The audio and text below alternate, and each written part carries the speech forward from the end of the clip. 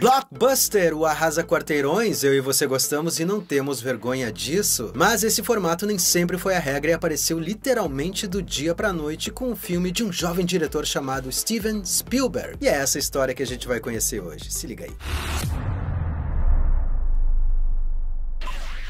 Oi, eu sou Gustavo Cunha e assim como você, eu também nasci na era do blockbuster. Aquele tipo de filme que já chega com um pé na bola e outro no joelho, estreia em várias salas e países ao mesmo tempo e fatura centenas de milhões de dólares. Mas Hollywood nem sempre foi assim. Até meados dos anos 70, os filmes que faziam sucesso nos Estados Unidos e nos outros países trilhavam um caminho diferente. Eles estreavam num fim de semana e iam crescendo ao longo das semanas seguintes, muito por conta do boca a boca do público e das críticas que saíam nos jornais. Porém, em 1975, o bicho-papão, literalmente o bicho-papão, chegou e mudou tudo. E depois desse filme, o cinema nunca mais foi o mesmo. Tá, mas vamos começar pelo começo. Durante os anos 60, a era de ouro de Hollywood, com faroestes e musicais, começava a fazer água. Os filmes não atraíam mais o público e as bilheterias começavam a cair. Os estúdios ficaram num mato sem cachorro, vendo ano após ano seus lucros indo por água abaixo. E no início dos anos 70, eles acabaram apostando todas as fichas em vários jovens diretores que tinham uma visão bem mais vanguardista do que devia ser o cinema. Mais do que isso, os estúdios estavam tão desesperados que acabaram dando plenos poderes para esses jovens diretores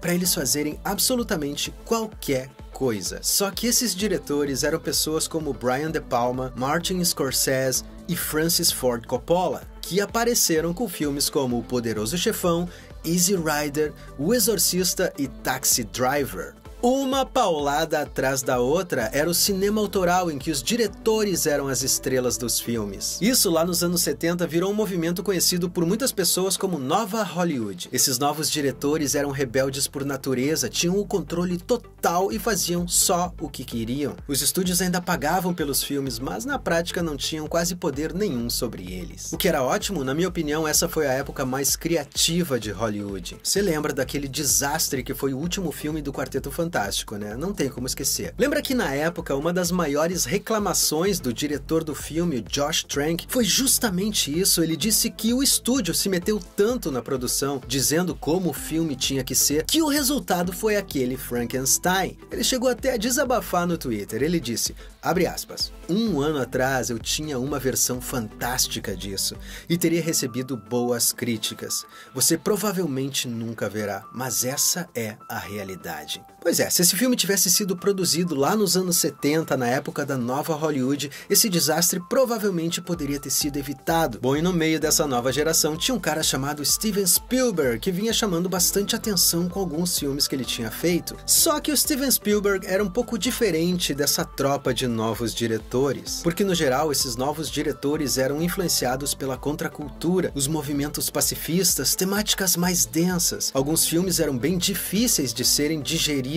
Enquanto isso, os produtores procuravam Steven Spielberg para sugerir muito polidamente que ele deixasse seus filmes menos comerciais. Ele mesmo confessa que foi criado assistindo à televisão e essa foi a grande referência dele, em oposição aos outros diretores que preferiam coisas como os textos do Dylan Thomas, por exemplo. Um dia ele acabou topando com o projeto de um filme chamado Tubarão, que era a adaptação de um livro que ainda nem tinha sido publicado. Os produtores da Universal disseram para ele que o filme ia ter um orçamento gigantesco e ia abrir as portas para que o Spielberg fizesse qualquer coisa que ele quisesse depois. E nessa época ele queria ser como esses outros diretores da nova Hollywood, ele queria ser tão cult quanto eles eram. Então Tubarão seria o trampolim para que ele pudesse abraçar projetos mais autorais no futuro. Ele aceitou o trabalho e as filmagens foram marcadas. Só que o Spielberg não fazia ideia da encrenca em que ele estava se metendo. Ele achava que fazer aquele filme ia ser uma barbada, era só contratar um adestrador para fazer o tubarão dar umas voltinhas na água, mergulhar, que ia aparecer ali, ia ficar tudo certo. Ele queria transformar a máquina de destruição mais perfeita já criada pela natureza, que em milhões de anos sequer precisou evoluir, em um golfinho. E é óbvio que isso não rolou. Só que em 1974, os efeitos especiais eram um terreno pantanoso, a computação gráfica estava recém dando seus primeiros passos. Salvo algumas exceções, como 2001 do Kubrick, tudo era muito tosco. Então a única saída para Steven Spielberg era construir o seu próprio tubarão. E ele tinha que ser grande e tinha que ser assustador. E mais, o Steven Spielberg decidiu que para o filme realmente funcionar e as pessoas comprarem a ideia, eles iam ter que filmar tudo em mar aberto. A receita pro desastre.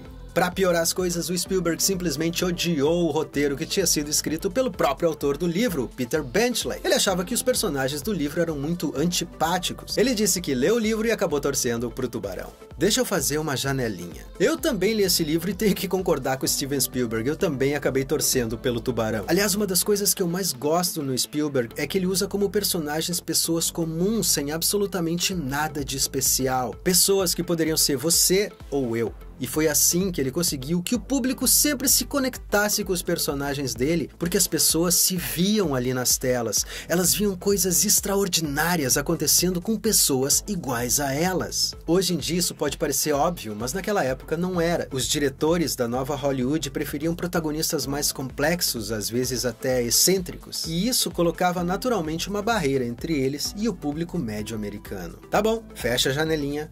Voltando. Quando ele finalmente conseguiu um roteirista que agradasse ele, o Carl Gottlieb, as filmagens já estavam começando e ele teve que começar a filmar sem ter um roteiro terminado. Mas isso também não era o pior de tudo. O pior de tudo era o tubarão mecânico que ele tinha mandado construir. O peixe simplesmente não funcionava. Eles construíram 3 tubarões para o filme. Um deles afundou no 3º dia de filmagens. Os outros passavam mais dias no concerto do que nas locações. Eles levavam um dia inteiro para conseguir filmar uma única cena com o tubarão e às vezes nem isso eles conseguiam. Os dias começaram a passar, a produção começou a atrasar e os custos começaram a subir. O Spielberg não tinha roteiro e também não tinha o tubarão, então ele começou a se reunir todos os dias de noite com os atores para improvisar algumas cenas. Depois disso, eles anotavam tudo e iam filmar no outro dia. Bem assim. Por um lado, isso acabou criando uma química gigantesca entre os personagens. Por outro lado, o material que foi para montagem depois disso, se a gente for contar as cenas que eles conseguiram fazer com o tubarão, as coisas que eles improvisaram e mais a história do livro, bom, tudo isso se transformou em uma grande confusão. Mais do que isso, esse material se transformou em um pesadelo para a montadora do filme, que se chamava Verna Fields e era uma profissional extremamente talentosa. E quando a Verna Fields viu toda essa confusão na mesa de corte dela, ela acabou tomando a mais radical das decisões: tirar o tubarão do filme. Foi isso que ela fez. Se você assistiu ao filme do Spielberg, você deve ter notado que o bicho só aparece de verdade lá no 3º ato, praticamente na parte final do filme. Na hora da montagem, a Verna Fields tirou todas as cenas do tubarão e fez com que ele só aparecesse nessa parte final. Seguindo a filosofia do Hitchcock, ela imaginou que só existia uma coisa pior do que colocar um monstro escancarado na tela. Era sugerir esse monstro e deixar que as pessoas montassem ele nas suas próprias mentes, segundo seus maiores medos. E no final, quando ele aparecesse, as pessoas já iam estar tão apavoradas que eles só iam precisar dos takes certos para materializar esse pesadelo. Na teoria isso funcionava, mas eles não faziam a menor ideia de como isso ia rolar na prática. Então, assim como se faz hoje em dia, lá em 1975 eles organizaram exibições testes para tubarão. E o Steven Spielberg acompanhava cada sessão teste, sempre tomando um calmante antes de entrar na sala. Se tubarão se transformasse em um fiasco, ele nunca mais ia dirigir filme nenhum em Hollywood. E em uma das primeiras sessões, em Dallas, logo depois da cena em que o menino na boia é morto, um dos espectadores que estava ali na primeira fila se levantou e passou correndo pelo Spielberg em direção à saída. E o Spielberg pensou: meu Deus, esse filme é tão ruim que as pessoas estão saindo correndo. Esse cara chegou no lobby do cinema, vomitou no tapete, depois entrou no banheiro para se limpar e voltou para o lugar dele. E nessa hora, Steven Spielberg soube que o filme ia ser um sucesso. Pois é, o filme era impressionante e, na minha opinião, o melhor filme de tubarão já feito até hoje. Mas isso é só uma parte da receita do blockbuster. Naquela época, como eu disse, os filmes iam crescendo bem devagar à medida em que as pessoas iam falando sobre eles e também conforme a crítica ia sugerindo que as pessoas fossem ao cinema. Quando o Tubarão ficou pronto, a Universal resolveu apostar em uma experiência nova que tinha sido testada em 2 filmes sem expressão alguns anos antes: propaganda. Até então, a televisão era vista como a maior inimiga do cinema. Mas a Universal preparou um trailer para televisão e começou a divulgar Tubarão na programação. Além disso, eles resolveram colocar o filme